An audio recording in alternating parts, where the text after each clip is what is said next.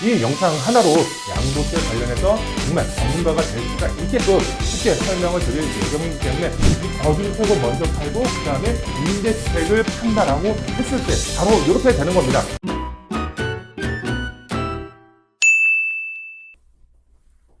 안녕하십니까 애청자 여러분, 돈되는 부동산 함주원입니다.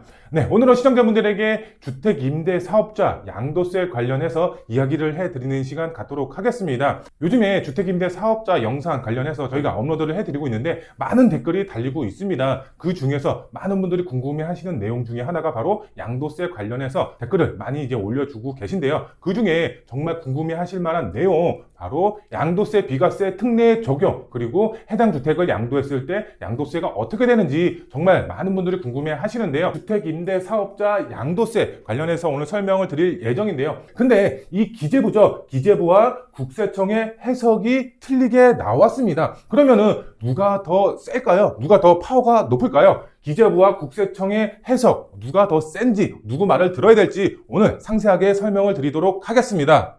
네, 제가 먼저 시청자분들에게 설명을 드릴 것은 이겁니다. 바로 주택 임대 사업자 정책 변화 과정, 이것을 알아야지 뒤에 설명을 드릴 이 내용이 조금 더 쉽게 다가오실 수가 있기 때문에 제가 빠르게 쉽게 설명을 드리도록 하겠습니다. 먼저 보시면은 구분이 나와 있습니다. 주택 임대 사업자가 어떻게 변했는지, 이 날짜에 맞춰서 혜택이 어떻게 변하는지 이게 나와 있는데요. 지금 현재는 그렇게 중요하지는 않습니다. 어떤 것이 중요하냐? 바로 주택 임대 사업자 등록 기간, 요게 이제 또 중요할 것 같은데요.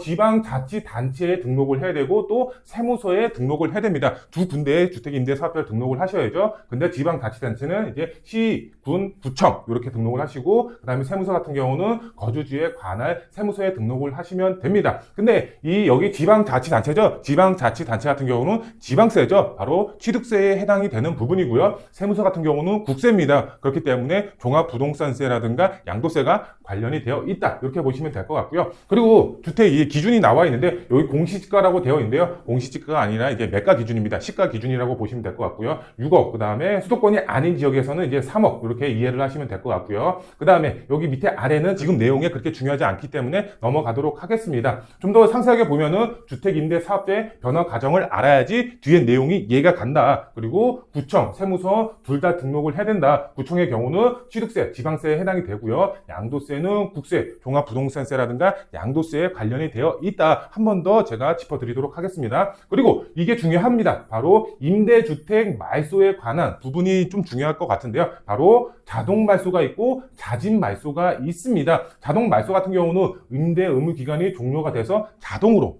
말소가 되는 부분이고요. 자진 말소는 이제 임대 사업자가 자진해서 본인이 말소를 시키는 거죠. 이것은 의무 임대 기간 가반이 경과됐을 때 바로 자진 말소를 할 수가 있습니다. 근데 자진 말소를 할 때는 임차인의 동의가 필요하다. 이 정도로 이해하시고 영상을 시청하시면 뒷 내용이 정확하게 이해가 가실 거다. 이렇게 설명을 드릴 수가 있겠습니다. 투자 상담은 02-749-6301 선착순 예약제로 운영이 되고 있습니다. 나를 위해, 내 자녀를 위해 바로 전화주세요.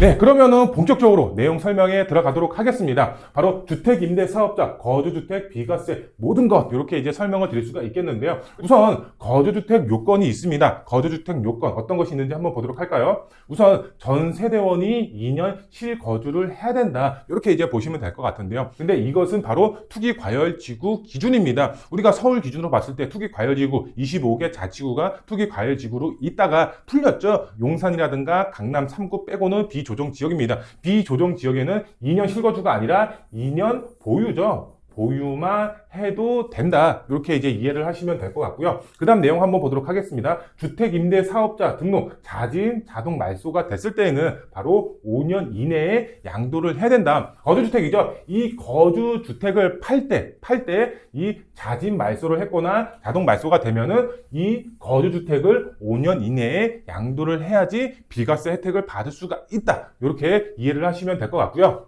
그리고 세 번째 보면은 주택 임대 사업자의 경우는 바로 평생에 한 번만 혜택이 가능하다라고 보시면 될 것 같은데요. 우리가 주택 임대 사업자가 아닌 분들, 주택이 한 채 있으신 분들의 경우는 지금 현재 기준가로 봤을 때 12억까지죠. 12억까지는 계속해서 비과세를 받을 수가 있습니다. 2년 보유, 2년 거주를 하면은 이제 계속해서 비과세 혜택을 받을 수가 있는데 이 주택 임대 사업자의 경우는 그게 아니라 평생에 한 번만 혜택이 가능하다. 이렇게 보시면 될 것 같습니다. 그렇기 때문에 이 평생에 한 번 내가 임대 놓은 주택이 뭐 한 채가 있든 두 채가 있든 이때 주택수에서 빼주는 겁니다. 일시적으로 주택수에서 빼줘서 이 거주주택이 비과세가 되는 그런 형식이다라고 보시면 되겠습니다. 네, 근데 제가 앞서서 뭐라고 말씀을 드렸죠? 여기 이 국세청의 해석과 그 다음에 기재부의 해석이 틀리게 나왔습니다. 바로 이 거주주택 요건은 동일합니다. 거주주택 요건은 동일한데 이 임대주택의 요건이 틀립니다. 어떻게 틀린지 한번 보도록 할까요? 바로 첫 번째로 봤을 때는 말소 후에도 임대를 유지를 해야 된다. 제가 앞서서 설명을 드렸죠. 주택 임대 사업자가 자동 말소가 있고 자진 말소가 있다. 이렇게 설명을 드렸죠. 근데 말소 후에도 임대를 유지를 해야 된다. 바로 여기도 동일하게 임대를 유지를 해야 된다. 요 내용은 동일합니다. 그만큼 내가 10년의 임대 기간을 다 채웠다. 그래도 바로 임대 기간을 유지를 해야 됩니다. 언제까지? 5년까지는 유지를 해야 되는 겁니다. 5년 이후에 넘어가면은 양도세 비과세 혜택이 없죠. 그렇기 때문에 내 거주주택 을 양도하기 위해서는 5년 이내에 팔아야 되는데 근데 임대주택 같은 경우는 계속해서 임대를 유지를 해야 된다. 이렇게 이제 이해를 하시면 될 것 같고 두 번째로 봤을 때 바로 국세청의 해석입니다. 임대사업자 세무서는 유지를 해야 된다. 제가 앞서서 뭐라고 설명을 드렸나요? 양도세 같은 경우는 바로 세무서, 국세이기 때문에 세무서에 등록을 해야 된다라고 말씀을 드렸죠. 근데 이 양도세 같은 경우는 세무서는 그대로 유지를 해야 된다. 그래야지 비과세가 가능하다. 이것이 바로 국세청의 해석이고요. 그 다음에 이 기재부 해석이죠. 기재부 해석 같은 경우는 사업자를 말소해도 상관이 없다. 이 임대사업자를 유지할 필요가 없다. 이렇게 해석을 한 겁니다. 그리고 세 번째를 한번 보도록 할까요? 말소 후에도 5% 상한을 유지를 해야지 비과세 혜택을 주겠다. 이것이 국세청 해석이고 그 다음에 기재부 해석 같은 경우는 5% 상한 유지할 필요가 없다. 이렇게 해석을 한 겁니다. 임대사업자가 끝난 겁니다. 임대사업자가 끝났기 때문에 기재부 같은 경우는 이것을 다 지킬 필요는 없다. 그렇기 때문에 비과세를 받을 수가 있게끔 해주겠다. 근데 국세청의 경우는 아니다. 임대사업자의 의무를 그대로 유지를 해야지 비과세 혜택을 주겠다. 이렇게 해석이 다릅니다. 국세청의 해석이 맞을까요? 아니면 기재부 해석이 맞을까요? 시청자분들은 어떤 해석이 맞을 것 같은가요? 바로 이겁니다. 같은 법을 다르게 해석하지 않으므로 최근 해석이죠. 최근 해석 기재부를 따른다라고 보시면 될 것 같습니다. 국세청이죠. 국세청 같은 경우는 그 이전에 해석을 한 거고 바로 기재부죠. 기재부가 최근에 해석을 새롭게 내놓은 겁니다. 그렇기 때문에 최근 해석 기재부의 내용을 따른다라고 보시면 될 것 같습니다. 만약 예를 들어서 이 기재부의 해석을 다시 번복해서 국세청이 다른 해석을 내놨다. 그러면은 국세청 해석을 따르는 겁니다. 왜? 최근 해석을 따르는 것이기 때문에. 근데 지금 최근 해석은 기재부가 새롭게 내놨기 때문에 기재부 해석을 따른다. 이렇게 이제 보시면 될 것 같은데요. 그러면 내용을 한 번 더 보도록 할까요? 저희 유튜브 채널에 이제 그 전 영상을 보시면은 이런 댓글이 올라와 있습니다. 제가 이 댓글로 인해서 이 주택임대사업자 양도세 관련해서 영상을 만들어야겠다라고 생각을 하게 된 이제 댓글이라고 보시면 될 것 같은데요. 댓글 내용을 한번 보도록 할까요? 빌라 10년 장기 공공임대 마친 후에 공실 6개월 이상 나기 전에 임사자가 직접 임대사업자에 거주하게 되는 경우 어떤 점을 유의하며 10년 이상 지켜왔던 혜택은 전부 물거품이 되는 건가요? 이를 설명해주는 영상은 대한민국에 없네요. 이렇게 댓글이 올라와 있었습니다. 제가 정말 유튜브를 찾아봤습니다. 이런 내용을 가지고 유튜브 영상을 찍은 분들이 있나 이렇게 찾아봤는데 정말로 없었습니다. 그래서 제가 이 영상을 이제 제작을 하게 되었는데요. 이 내용 제가 설명을 드리도록 하겠습니다. 네, 바로 이제 이 내용을 짧게 간추려 보면은 말소된 임대주택의 집주인이 실제로 거주하는 상황입니다. 제가 그 전에 어떻게 설명을 드렸죠? 말소 후에도 임대업을 그대로 유지를 해야 된다. 이렇게 설명을 드렸습니다. 근데 그게 아니라 임대를 유지를 하는 것이 아니라 이 임대한 주택에 임차인을 내보내고 거기에 이제 집주인이 실제로 거주를 하는 겁니다. 근데 이 거주를 했을 때 그 전에 10년 동안 임대해 놓은 아니면 뭐 장기 8년 임대해 놓은 혜택이 싹 다 사라지는 거 아닌가요? 이게 이제 불안하신 겁니다. 그만큼 이제 비과세 혜택을 그대로 유지를 할 수가 있는 건지 이것도 이제 궁금한 측면이 될 거고요. 제가 설명을 드리도록 하겠습니다. 종전주택 비과세가 가능합니다. 이 혜택이 사라지는 것이 아닙니다. 예를 들어서 설명을 좀 한번 해드릴까요? A주택 거주주택이죠. 이 거주주택이 있고 그 다음에 플러스해서 이 B라는 주택 이게 임대 임대주택이라고 가정을 하겠습니다. 근데 이 거주주택에 사는 것이 아니라 거주주택에 나와서 바로 임대주택이죠. 이 임대주택에 실제로 집주인이 거주를 하는 겁니다. 임대주택에 거주를 했을 때 이 그전에 종전주택에 거주한 주택을 비과세를 받을 수가 있는지 이게 또 궁금하신 거겠죠. 비과세가 가능하다라는 점입니다. 혜택이 안 없어진다. 이렇게 이해를 하시면 될 것 같고요. 그 다음에 불이익은 없다. 이렇게 이제 보시면 되겠습니다. 아무런 불이익이 없습니다. 그 전에 정말로 이제 6개월 공실 안 나고 6개월 공실이 안 났고 5% 상한 지켰고 임대사업자로서의 의무 다 지켰다. 그러면은 똑같이 혜택이 그대로 유지가 된다. 이렇게 이제 이해를 하시면 될 것 같고요. 네, 그리고 이제 거주주택, 종전주택을 비과세를 받았다라고 하고 그 다음에 임대주택이죠. 실제로 거주한 주택을 판다라고 가정을 했을 때 요겁니다. 비조정 지역의 경우는 2년만 보유를 하면 되고 투기과열지구 같은 경우는 2년을 거주를 해야지 비과세 혜택을 그대로 받으실 수가 있다. 거기 플러스해서 이제 과거의 등록 시기에 맞춰서 이 장특공도 받을 수가 있다. 장기부 특보공제 바로 30%입니다. 30%까지 받을 수가 있겠고요. 근데 여기서 중요한 건 이겁니다. 자진말소죠. 자진말소는 적용이 안 된다. 자동 말소만 적용이 된다. 앞서서 제가 설명을 드렸죠. 자진말소 적용은 안 되고요. 종합부동산세 합산 배제도 역시 동일하게 안 된다. 이렇게 이해를 하시면 되겠습니다. 네, 지금까지는 이제 거주주택의 비과세, 임대사업자로서 비과세를 받을 때의 내용을 설명을 드렸습니다. 근데 그것이 아니라 이 비과세 말고 바로 해당 주택이죠. 해당 주택을 양도했을 때 이 양도세 관련해서도 궁금하신 분들 굉장히 많이 있겠죠. 그래서 비과세 말고 이 양도세 관련해서도 제가 설명을 드리도록 하겠습니다. 네, 양도세 관련해서 기본 혜택이 있죠. 기본 혜택. 바로 기본 세율이 적용이 된다라는 점이고 장기보유 특별공제, 이제 등록 시기에 맞춰서 장기보유 특별공제 30%가 적용이 되고요. 그 다음에 중과는 없다라는 점입니다. 기본 세율에 중과가 적용이 된다라고 했을 때는 그만큼 양도세가 크게 나올 수밖에 없겠죠. 근데 중과 적용이 없다라는 장점을 가지고 있고요. 그 다음에 자진말소, 임대사업자가 자진말소 했을 때에는 이 1년 이내에 팔아야지 혜택이 있는 겁니다. 1년 이후에는 중과가 적용이 된다라는 점 꼭 명심하시고요. 그 다음에 자동 말소의 경우는 시기 무관하게 계속적으로 중과가 없다. 이렇게 이해를 하시면 되겠습니다. 이 내용 자체가 바로 기본 혜택, 바로 임대주택을 팔았을 때 양도세 관련해서 기본 혜택이 부여가 되는 거다. 이렇게 이제 보시면 될 것 같고요. 그 다음 내용을 한번 보도록 할까요? 틀려지는 양도세, 이렇게 이제 설명을 드릴 수가 있겠는데요. 이게 무슨 내용이냐 이렇게 보시면은 바로 임대주택을 먼저 팔지 아니면은 기존 거주주택을 먼저 팔지 어떤 것을 먼저 매도하느냐에 따라서 양도세가 틀려진다라고 보시면 될 것 같은데요. 바로 매도 결정, 거주주택을 먼저 팔지 아니면 임대주택을 먼저 팔지 틀려지는 양도세다. 이렇게 보시면 될 것 같고요. 바로 이거죠. 거주주택을 매도해서 이 비과세를 받고 그 다음에 임대주택을 매도했을 때 그 다음에 임대주택을 먼저 매도하고 그 다음에 거주주택을 매도했을 때의 이 양도세 차이 어떻게 되는지 제가 한번 예시를 들어서 설명을 해 보도록 하겠습니다.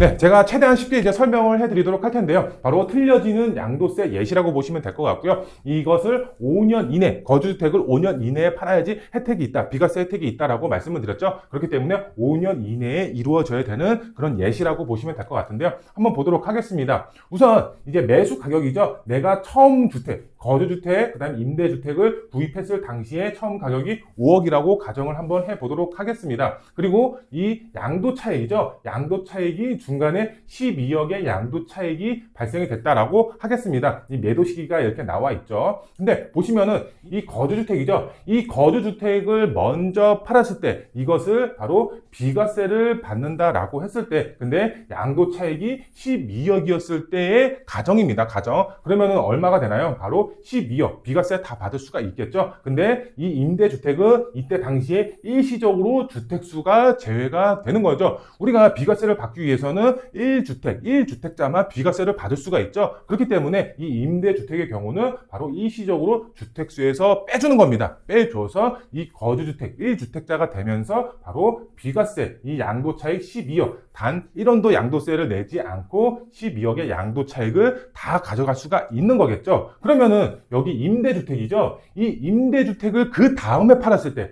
이 거주주택을 먼저 팔고 그 다음에 임대주택을 판다라고 했을 때 바로 이렇게 되는 겁니다. 우선 지금 상황을 보면은 이 거주주택은 없는 상태입니다. 임대주택을 판다라고 했을 때입니다. 네, 임대주택을 팔았을 때에 바로 양도차익이 15억이다 이렇게 가정을 한번 해보도록 하겠습니다. 그러면은 임대주택 같은 경우는 바로 이겁니다. 임대주택의 경우는 비과세를 받을 수가 있나요? 없나요? 비과세를 받을 수가 있습니다. 왜 있을까요? 바로 이겁니다. 1주택이 되는 겁니다. 이 거주주택을 먼저 팔았죠. 그럼 거주주택이 없는 겁니다. 그러면은 임대주택이 1주택자가 된 겁니다. 바로 자동 말소나 자진 말소로 인해서 임대사업자가 아니다라고 가정을 하고 5년 이내에 양도를 한다라고 가정을 한 거죠. 그래서 임대사업이 아닙니다. 임대사업자가. 그래서 1주택자가 되는 겁니다. 그러면은 당연히 1주택자이기 때문에 비과세를 받을 수가 있는 거겠죠. 그럼 비과세를 받습니다. 그러면은 여기 양도차익이 15억이 발생이 됐으니까 여기부터 여기까지 다 비과세를 받는 건가요? 그렇지가 않습니다. 왜 그렇지가 않느냐? 여기 거주주택이죠. 이 거주주택을 팔았던 이 매도 시기죠. 이 매도 시기부터 이 시기, 지금 15억의 양도차익이 발생한 이 시점의 양도차익만 비과세를 받는 겁니다. 그러면은 여기부터 여기까지의 기간은 어떻게 되는 거냐? 이것은 말 그대로 기본세율이죠. 기본세율을 적용을 받는 겁니다. 이해가 가실까요? 처음에 거주주택이죠. 거주주택을 팔았던 시기가 굉장히 중요하다라고 보시면 될 것 같은데요. 그러면 반대로 얘기를 한번 해보도록 할까요? 이 거주주택을 먼저 파는 것이 아니라 임대주택을 먼저 파는 겁니다. 그러면 임대주택을 먼저 팔면 어떻게 될까요? 이 임대주택이 이제 매도 차익이 15억인 거죠. 15억의 양도 차익이 발생이 된 겁니다. 그러면 어떻게 되죠? 거주주택이 있기 때문에 비과세는 못 받습니다. 그렇죠? 그렇기 때문에 기본세율을 적용을 받고 그 다음에 장기보유 특별공제 등록 시기에 맞춰서 장기보유 특별공제 30%도 받을 수가 있습니다. 근데 여기서 또 중요한 거는 또 요겁니다. 앞서서 설명을 드렸지만 중과 배제는 적용을 받지가 않는다라는 겁니다. 2주택이기 때문에 바로 20%의 중과가 적용이 되겠지? 그게 아니라 이것은 말 그대로 임대주택을 잘 마무리했다라고 했을 때에는 바로 중과는 적용을 받지가 않습니다. 그러니까 기본세율 적용을 받고 바로 장기보유 특별공제 30% 적용을 받는다. 이렇게 이해를 하시면 되겠습니다. 그래서 이 처음부터 5억에 그 다음에 15억의 양도차익이 발생한 기간에 양도세를 계산을 하는 거고요. 그러면은 이 임대주택을 팔았습니다. 임대주택을 팔고 그 다음에 거주주택을 판다라고 했을 때는 이 거주주택은 또 1주택자가 되는 거겠죠. 1주택자. 그러면은 비과세를 받을 수가 있겠죠. 그러면 이 거주주택을 팔았을 때 12억의 양도차익이 발생이 됐다. 그러면은 당연히 12억의 양도차익 비과세를 다 이제 얻어 가실 수가 있다. 이렇게 이제 보시면 될 것 같은데요. 그래서 잘 생각을 하셔야 되는 게 뭐냐면은 거주주택을 먼저 팔지 아니면은 임대주택을 먼저 팔지 이것을 잘 생각을 하셔야 된다라는 겁니다. 임대주택의 양도차익이 정말 크다라고 했을 때는 임대주택을 먼저 팔아서 이 기본세율 적용을 받더라도 장기보유 특별공제에 맞춰서 기본세율의 양도세만 내고 그 다음에 양도차익을 가져가고 그 다음에 거주주택을 팔아서 비과세를 받아서 12억의 양도차익을 먼저 챙길지 그러면 그게 아니라 거주주택을 먼저 팔아서 12억의 양도차익을 가져가고 그 다음에 여기 이 시기죠. 이 거주택을 팔았던 이 시기에 요것만 비과세를 받을지 아니면 전체의 기간에 기본세율을 양도세를 받을지 이것을 정하는 게 가장 중요하다라고 보시면 되겠습니다. 그만큼 틀려지는 양도세 어떻게 내가 먼저 어떤 물건을 먼저 팔지가 굉장히 중요하다라고 보시면 되겠습니다. 제가 최대한 쉽게 설명을 드린다라고 이제 드렸는데 잘 이해가 안 가신다 그러면은 저희 댓글창에 남겨주세요. 잘 이해가 안 간다. 나는 이런 상황이다. 어떻게 해야 되냐? 아니면 저희 사무실에 전화 주셔서 어떻게 해야 되냐? 이렇게 물어보시면은 제가 친절하게 상담 도와드리도록 하겠습니다. 네, 오늘은 시청자분들에게 임대사업자 비과세 특례에 대해서 이야기를 해드렸고요. 그 다음에 이제 양도세, 임대주택 양도할 때의 이 양도세 관련해서도 설명을 드렸습니다. 시청자분들에게 많은 도움이 됐으면 좋겠고요. 좀 더 궁금하신 내용 저희 사무실 전화 주시면 저희가 친절하게 상담 도와드리도록 하겠고요. 오늘 영상 마음에 드셨으면 구독 버튼, 좋아요 버튼, 알림 설정 버튼 꼭 부탁드리겠습니다. 다음 영상에 더 알찬 정보로 찾아뵙도록 하겠습니다. 감사합니다.